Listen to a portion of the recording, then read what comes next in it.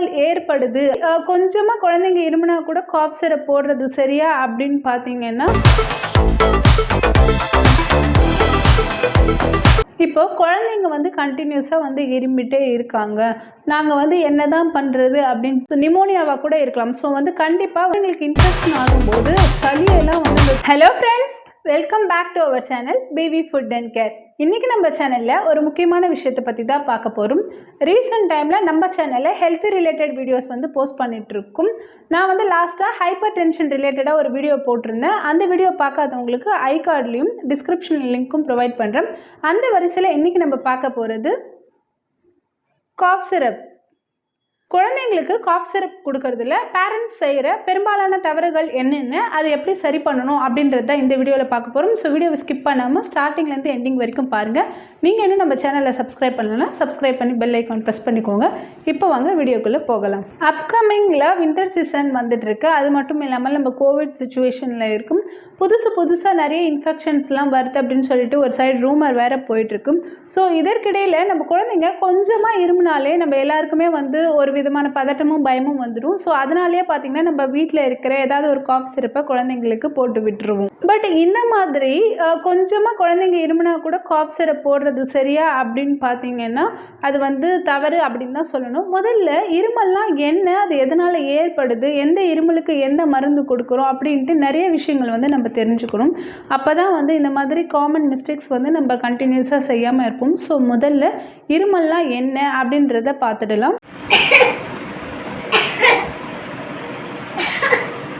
Actually குழந்தைங்க இருமுறாங்கன்னா அது வந்து ஒரு நார்மல் ரிஃப்ளெக்ஸ் தான். அதாவது நம்ம வந்து இப்போ குழந்தைங்களுக்கு ஒரு சாப்பாடு கொடுக்குறோம், தண்ணி கொடுக்குறோம், அது வந்து புறையேறிச்சுன்னு சொல்லுவோம் இல்லையா. ஸோ புறையேறிச்சுன்னா அவங்க இருமி தான் வந்து அந்த ஃபுட் பார்ட்டிகல்ஸே வந்து வெளியில் துப்புவாங்க. இன்னொன்று பார்த்திங்கன்னா டஸ்ட்டோ இல்லை ஏதாவது ஒரு அலர்ஜன்ஸோ இல்லை ஏதாவது ஒரு இரிட்டன்ஸோ வந்து அவங்களோட சுவாச பாதைக்குள்ளே போகும்போது இருமி வந்து அதை வெளியில் எடுப்பாங்க. இன்னும் சொல்லப்போனால் குழந்தைங்களுக்கு இன்ஃபெக்ஷன் ஆகும்போது சளியெல்லாம் வந்து அந்த தொண்டையில் வந்து சேரும்போது இருமி தான் வந்து குழந்தைங்க அந்த சளியை வெளியெடுப்பாங்க. ஸோ இருமல் என்றது ஒரு குட் ரிஃப்ளெக்ஸ் அப்படின்னு தான் சொல்லணும். எதனால் இருமல் ஏற்படுது அப்படின்றத நம்ம கண்டிப்பாக தெரிஞ்சுக்கணும். எல்லா இருமலும் வந்து ஒரே மாதிரி இருக்காது. நார்மலாக வந்து இருமுவாங்க, அக்கேஷனலாக இருமல் மாதிரி இருமுவாங்க.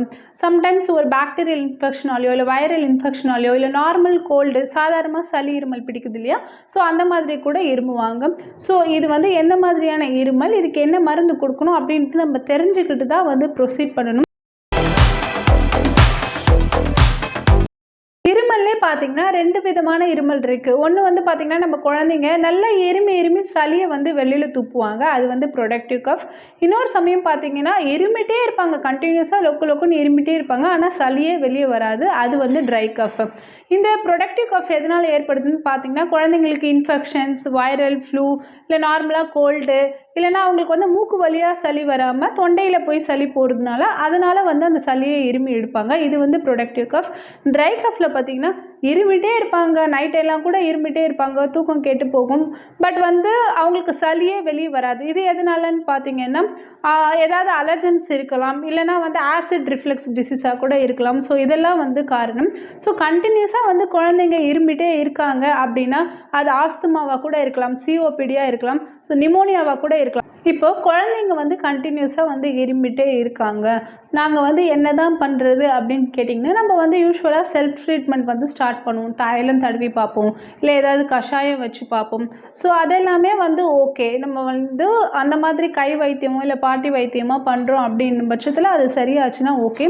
ஆனால் வந்து அது சரியாகலை, அப்பயும் வந்து அது பர்சிஸ்டண்ட்டாக இருக்குது அப்படின்னா நம்ம வந்து பீடியாட்ரிஷியன் போய் கன்சல்ட் பண்ணணும். அது எந்த வகையான காஃப் அப்படின்றது தெரிஞ்சுக்கிட்டு அவங்க கொடுக்குற மெடிகேஷன் தான் வந்து நம்ம ஃபாலோ பண்ணணும்.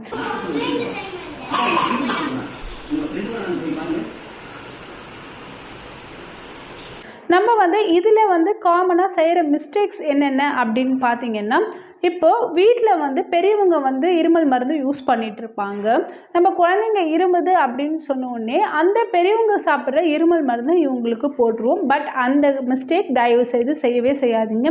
குழந்தைங்களுக்கான டோசேஜ் வேறு, பெரியவங்களுக்கான டோசேஜ் வேறு. ஸோ குழந்தைங்களுக்கு எந்த மாதிரியான இருமல் இருக்குது அப்படின்ட்டு தெரிஞ்சுக்கிட்டு தான் அவங்களுக்கு வந்து மருந்து கொடுக்கணும். இது ஃபஸ்ட்டு விஷயம். ரெண்டாவது விஷயம் பார்த்தீங்கன்னா, குழந்தைங்களுக்கு ட்ரை கஃப் இருக்கா, ப்ரொடக்டிவ் கஃப் இருக்கா? நான் ஏற்கனவே சொன்னேன், ட்ரை கஃப்னா வெறும் வறட்டு இருமலாக தான் இருக்கும். ப்ரொடக்டிவ் கஃப்னா சளி வந்து நல்லா வெளியில் எடுத்து கொடுப்பாங்க அப்படின்னு சொல்லிட்டு.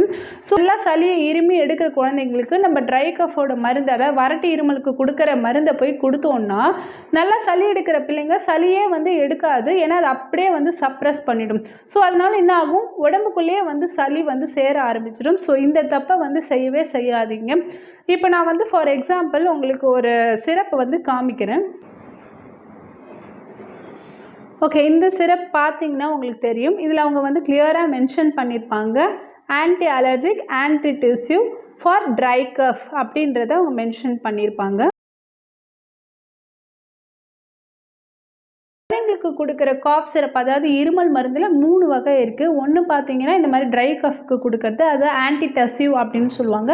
இன்னொன்று பார்த்தீங்கன்னா ப்ரொடக்டிவ் கஃப்க்கு கொடுக்குறது, அதாவது நல்ல சளியை வந்து வெளியே எடுத்துகிட்டு வந்து கொடுக்கறதுக்கு. ஸோ அது பேர் பார்த்தீங்கன்னா எக்ஸ்பெக்டரண்ட் அப்படின்னு சொல்லுவாங்க.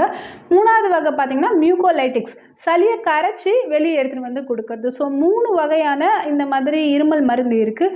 ஸோ உங்கள் குழந்தைங்களுக்கு எந்த மாதிரியான இருமல் இருக்குது அப்படின்ட்டு தெரிஞ்சு வச்சுக்கிட்டு உரிய மருந்து கொடுக்கறது அப்படின்றது ரொம்ப ரொம்ப அவசியமான விஷயம். 4வது விஷயம் பார்த்தீங்கன்னா, இந்த மாதிரி சிரப்புக்கு ஒரு கேப் வந்து மெஷரிங் கப் மாதிரி கொடுத்துருப்பாங்க. இதில் வந்து எந்த அளவுக்கு டோசேஜ் வந்து ப்ரிஸ்கிரைப் பண்ணுறாங்களோ அந்த அளவுக்கு தான் நம்ம கொடுக்கணும். மோஸ்ட் ஆஃப் த டைம் இந்த கப்பை வந்து நம்ம மிஸ் பண்ணிவிடுவோம். ஸோ அதனால் என்ன ஆகும்னு பார்த்தீங்கன்னா, நம்ம குழந்தைங்களுக்கு ஸ்பூனில் கொடுக்க ஆரம்பிச்சிடுவோம். ஸோ ஸ்பூனில் கொடுக்கும்போது டீஸ்பூன் டேபிள் ஸ்பூன் டிஃப்ரென்ஸ் இருக்குது. டீஸ்பூன்னா 5 ml, டேபிள் ஸ்பூன்னா 15 ml. ஸோ 5 ml கொடுக்க வேண்டிய குழந்தைங்களுக்கு நீங்கள் டேபிள் ஸ்பூனுக்கு டிஃப்ரென்ஸ் தெரியாமல் கொடுத்தீங்கன்னா 15 ml டோசேஜ் கொடுப்பீங்க. ஸோ இதனால் என்ன ஆகும்னு பார்த்தீங்கன்னா, பெரும்பாலான இந்த காஃப் சிரப்லாம் பார்த்தீங்கன்னா மைல்டு செடேட்டிவ் எஃபெக்டோட தான் வரும். செடேட்டிவ் எஃபெக்ட் அப்படின்னா என்னன்னு கொஞ்சம் வந்து தூங்க வைக்கிற மாதிரியாக இருக்கும். ஸோ அதனால தான் குழந்தைங்க வந்து இருமல் மருந்து போட்டாலே வந்து தூங்கிடுறாங்க. ஸோ இந்த சமயத்தில் நீங்கள் 5 ml கொடுக்க வேண்டிய இடத்துல 15 ml கொடுக்கறது மூலமா என்னது, ஓவர் டோசேஜ் ஆகிட்டு குழந்தைங்க கண்டினியூஸாக தூங்கிட்டே இருப்பாங்க, ஒரு மயக்க நிலையிலே இருப்பாங்க. ஸோ ஸ்கூலுக்கு போகிற குழந்தைங்களுக்கு நீங்கள் காலை மதியம் மாலை இந்த மாதிரி வந்து டோசேஜ் ஹெவியாக கொடுக்கும்போது அவங்க ஸ்கூல்லேயும் போய் தூங்கிட்டு தான் இருப்பாங்க. பட் நம்ம வந்து என்ன நினச்சிப்போம், குழந்தை வந்து ரொம்ப ட்ரௌசியாக இருக்கான், லேசியாக இருக்கான் அப்படின்னு நினச்சிப்போம். பட் நம்ம வந்து டோசேஜ் வந்து கரெக்டாக கொடுக்க வேண்டியது ரொம்ப ரொம்ப அவசியமான விஷயம். ஸோ இந்த மெஷரிங் கப் மிஸ் பண்ணிட்டீங்கன்னா அதுக்கு ஈக்குவலண்ட்டான மெஷர்மெண்ட் தான் நீங்கள் கொடுக்கணுமே தவிர்த்து ஓவர் டோசேஜ் கொடுக்கக்கூடாது. இன்னொரு எஃபெக்ட் என்னன்னு பார்த்தீங்கன்னா, நீங்கள் இப்படியே ஓவர் டோசேஜ் கொடுத்து குழந்தைங்கள பழகிட்டிங்கன்னா நாளைக்கு அதே அளவுக்கு வந்து அவங்களுக்கு மருந்து கொடுத்தாதான், இல்லை அதை விட கூடுதலான அளவுக்கு மருந்து கொடுத்தா மட்டும்தான் அந்த மருந்து ஒர்க் அவுட் ஆகும் அப்படின்ற நிலை வந்துடும். ஸோ கண்டிப்பாக இந்த காமன் மிஸ்டேக்ஸை இனிமேல் எந்த பேரண்ட்ஸும் பண்ணாதீங்க. ஸோ இதை தான் நான் இன்சிஸ்ட் பண்ணி சொல்லணும்னு நினச்சேன். இன்னொன்று பார்த்தீங்கன்னா, நான் இவ்வளோ நேரம் சொன்ன விஷயங்கள் எல்லாமே சில்ட்ரன்ஸுக்கு மட்டும் இல்லை, அடல்ட்டுக்கும் வந்து பொருந்தும். ஸோ பெரியவங்களும் சரி, உங்களுக்கு என்ன விதமான இருமல் இருக்கோ அதுக்கு தகுந்த மாதிரி மருந்தை வந்து நீங்கள் டாக்டர்கிட்ட கன்சல்ட் பண்ணி எடுத்துக்கோங்க. இல்லை நீங்கள் மெடிக்கலில் போய் வாங்குறீங்க, இல்லை ஓவர் த கவுண்டர் மெடிசன்ஸ் வந்து வாங்குறீங்க அப்படின்னா உங்களுக்கு ட்ரை கஃப் இருக்கா இல்லைனா வந்து ப்ரொடக்டிவ் கஃப் இருக்கா அப்படின்றத தெளிவாக சொல்லி மருந்து வாங்கி யூஸ் பண்ணுறது பெஸ்ட்டு. இன்னொன்று பார்த்தீங்கன்னா, குழந்தைங்களுக்கு நம்ம ஹோமில் வந்து செல்ஃப் ட்ரீட்மெண்ட் இருமலுக்கு என்னென்ன கொடுப்போம்னு பார்த்தீங்கன்னா, தைலம் தேய்ச்சி விடுவோம், கஷாயம் வச்சு கொடுப்போம். அது மட்டும் இல்லாமல் நல்ல ஒரு ஹாட் ஃபியூம்ஸ் வந்து அவங்க எடுக்கலாம். ஸோ தட் சளி எல்லாமே நல்லா கரைச்சி வந்து கொடுக்கும். அதே சமயம் மாய்ஸ்சரைஸ்டு ஏர் வந்து இது பண்ணுறதுனால ட்ரை கஃபுக்கு வந்து ரொம்பவே ஹெல்ப்ஃபுல்லாக இருக்கும். ஸோ இந்த மாதிரி விஷயங்கள் பண்ணலாம்.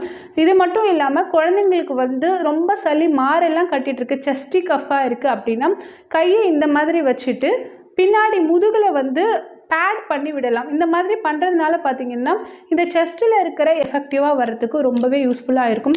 அப்புறம் ஸ்டீம் இனலேஷன் பண்ணலாம். ஸோ இந்த மாதிரி மெத்தட்ஸ்லாம் வந்து வீட்டில் ட்ரை பண்ணுறது மூலமா நம்மளால் கண்டிப்பாக வந்து இருமலை வந்து கண்ட்ரோலில் வச்சுக்க முடியும். ஏன்னா இப்போ இருக்கிறது எல்லாமே பார்த்திங்கன்னா இருமல் தான் வந்து பெரிய மேனிஃபெஸ்டேஷன், அதாவது ஒரு அறிகுறியாக வந்து தெரியுது. உங்களுக்கு காச நோயாக இருந்தாலும் சரி, கொரோனாவாக இருந்தாலும் சரி, உங்களுக்கு வந்து இருமல் மூலயமா தான் தெரிய வருது. அதனால் எந்த இருமலையும் அலட்சியப்படுத்தாமல் அருகில் இருக்க உங்களோட ஹாஸ்பிட்டல்ஸ் அண்ட் டாக்டர்ஸ் கிட்ட போய் கன்சல்ட் பண்ணி ப்ராப்பரான மெடிசன் எடுங்க அப்படின்றது தான் நான் வந்து இன்சிஸ்ட் பண்ணி சொல்லணும்னு நினச்சேன். ஸோ இந்த வீடியோ உங்களுக்கு பிடிச்சிருந்தா லைக் பண்ணுங்கள். உங்களோட கமெண்ட்ஸ் என்ன அப்படின்றத எனக்கு கமெண்ட் செக்ஷனில் தெரியப்படுத்துங்க. உங்கள் ஃப்ரெண்ட்ஸ் அண்ட் ஃபேமிலியோட ஷேர் பண்ணுங்கள். மறக்காமல் பிவி ஃபுட் அண்ட் கேர் சேனலை சப்ஸ்கிரைப் பண்ணிவிடுங்க. தேங்க்ஸ் ஃபார் வாட்சிங் த வீடியோ.